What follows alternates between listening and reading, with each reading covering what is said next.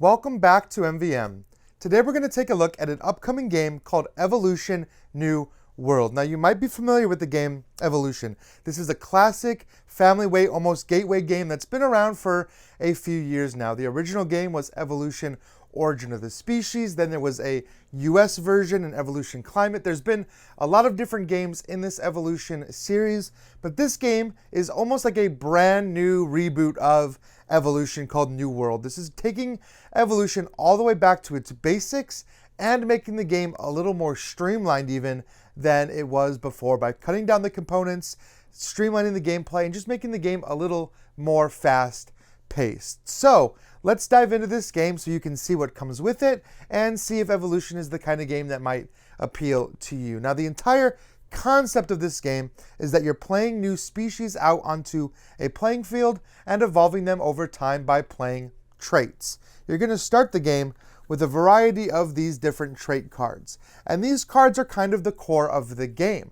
These are going to give your species a bunch of different abilities, from the ability to become a carnivore, to the ability to protect from carnivores, to swim, to run, to hide better, to camouflage, to eat more food, to store fat for the winter. There's just a wide variety of these traits spread out in the game.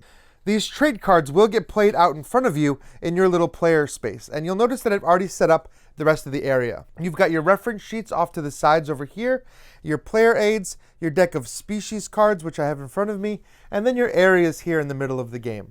You're going to start with one area for each player. So in a 4-player game, you're going to have 4 areas. You'll also see tokens representing the 3 different types of food: normal food, special food, fatty food, and then you'll have these shelter tokens. And these shelter tokens are a brand new invention for New World. These will allow your species to take shelter in some of these different areas and to hide basically from predators. Now, these area cards are going to provide food, so you can know from the start how much of each type of food is going to be available. You'll want to set out these, and you'll want to leave space because you're going to be drawing new area cards as the game goes on. And we'll talk about how that plays in a second. Like I said, each player is going to start with 6 cards, and then you're ready to jump into the game. Now, you can use the die roll, or you can figure out however you'd like to determine first player, and you can give them the first player marker. The first player will place that in front of them, and then they can start their turn.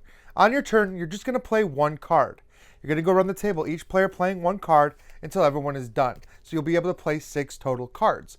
You can either play these cards face up or face down. So this is another element of the game that's been streamlined a little bit. When you play a card face down, it becomes a new species. So you can have a bunch of different species if you like. But every time you do, keep in mind you're going to have to feed this species in some way. New species don't start with any traits, but trait cards can be played on top of them. And you'll notice that these are double-sided. You can choose which of the traits you want to have on your species. For example, I could play this card to give my species swimming. This is an ability, and you'll see what swimming can do if you check the trait sheets. All of these traits have special abilities. Swimming, for example, protects you from predators. You have to have swimming to attack a creature with swimming. So that gives a little bit of protection because other players might be playing predators trying to eat my species. So trying to keep your species alive is a key part of the game. But of course, as your turn progresses, you can play other species cards and you can give them other traits. For example, maybe I want to give this species camouflage and the ability to run. So this is a fast species that can hide really easily. And then I'm going to play another card here called Partnership. This is a new special kind of card. There are a few different cards like this that actually target 2 different species that are next to each other. These different cards will do different things. For example, Partnership means of the 2, the one with the fewest number of traits is considered safe. So this species is actually safe from being attacked while this other species still is in play. And like I said, there are a few different cooperation cards like this. You'll also see some cards, like on the other side here, the Carnivorous, that's going to turn my animal into a carnivore. I could have done that instead, but you'll notice that some of those cards have numbers that indicates that you have to eat more food. The bigger your species becomes, with some of these specialized traits, you need to eat more food. And that's another part of the game, is trying to make sure that your species has the food it needs to survive to the next round. You'll notice, like I said, that each of these area cards produces a certain amount of food. After everyone is done playing, you're going to take food tokens and you're going to fill up these area cards. But first, you're going to always reveal a new card. So everything's going to kind of slide down. You'll place a new card out. There you go. And then you'll be able to refill these. And you start from the left over to the right. And you'll be filling these with a lot of different basic food items and also some specialized tokens like these hide tokens. These hide tokens or shelter tokens will allow you to take shelter in some of these different spaces. You'll also notice that the swamp only starts with 1 cube. However, if species die over the course of the game, you'll have more cubes added to the swamp as they kind of become food, which is, kind of morbid, but that's how the ecosystem works. So these shelter tokens are important because these are areas that you can hide in. Otherwise, you can just come to these places to feed. It's important to note, too, that some of these areas have specific requirements. For example, a savanna creature has to have a high body weight card in order to hunt there. A creature that hunts the caves has to have a nocturnal trait in order to hunt there. So you've got to keep that in mind. As you're building out your species, you can determine kind of where you might want to feed from. Of course, you will never know what that extra card's going to be, but you can try to plan out your turn.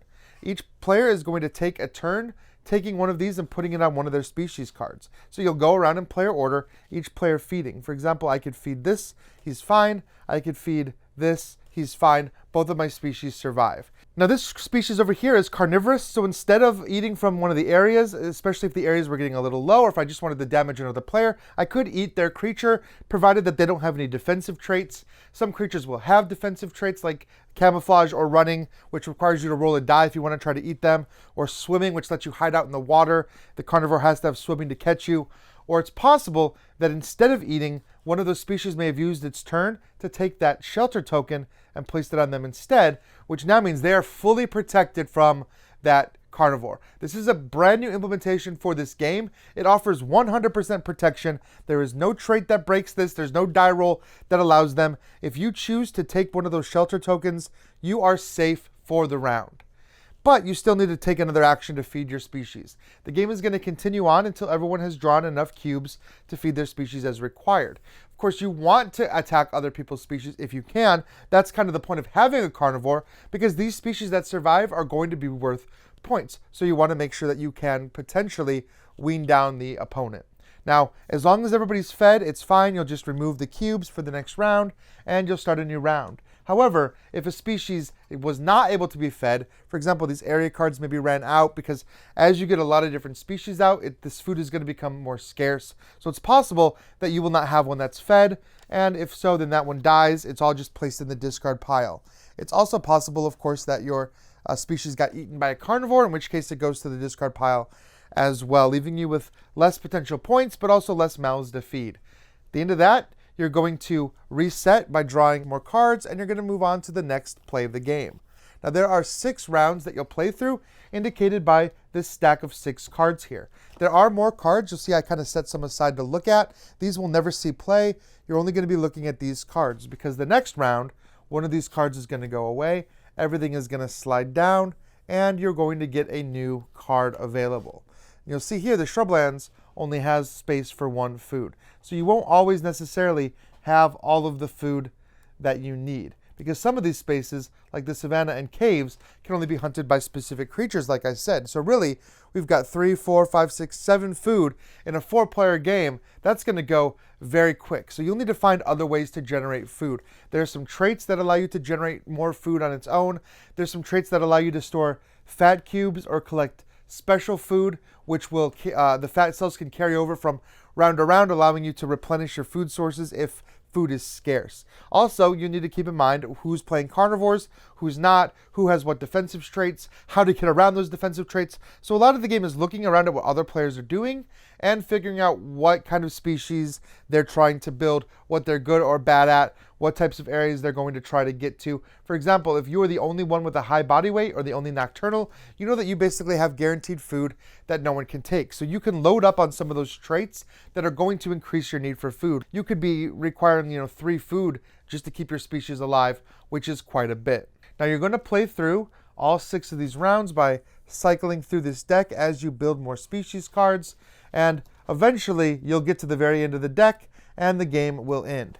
If that's the case, you'll finish the round like normal. You'll see how many different surviving species you have, meaning not only does that species need to be on the table, it still needs to have the food that it would be requiring for that last round. So you might end up with a situation like this. Assuming that I have been able to feed all of my species as required, they will all survive to the end of the last round, and I can score each one of these. You're going to get points for having surviving species, you're going to get points for every trait that's on them, and you're going to get bonus points for those ones that had that +1 or +2. So those species may be a little harder to keep alive, but they're going to give you extra points. So that's it. You tally up all the points there, and that is the end of the game. Now, the key to the complexity of gameplay is the way that all of these different traits interact with each other. I mean, you're seeing a bunch of different cards here, a wide variety of different traits. Some of these traits are classic traits from the old Evolution game. Some of these are brand new traits that are just now entering into the game. So you want to find ways to create little mini engines within the cards or little synergistic combos that are going to allow your species to stay alive. You can also add some layers of complexity by including some of the variants. There's a random evolution variant in the game. There's a cataclysmic variant, which sounds absolutely deadly. So you can add those variants in if you want a little bit more of a complexity, but this game is definitely meant to be kind of that family weight game. You can learn a little bit about science, about evolution, about different animals while you're playing, and also the gameplay is accessible enough that you can play with most family members. So that is Evolution New World. The game will be coming out sometime later this year, so you can take a look at all of that as more information is announced. You'll see what all the final components of the game potentially are going to look like, but stay tuned to our channel and to their official page for more details on Evolution New World when that's coming, because it should be sometime here in the near future. So thank you so much for taking a look at this game with me today. As always, please like, subscribe, leave some comments, let me know what you think of Evolution, and until we see you again, keep having fun at the table. Congratulations, you got to the end of one of our videos. Now, if you want more practice, just click on the video over here. It's another video. You might not have seen it yet, so click on it. If you don't want to do that, at least click on the subscription button below. That always helps us. And if you want notifications, please ring that bell.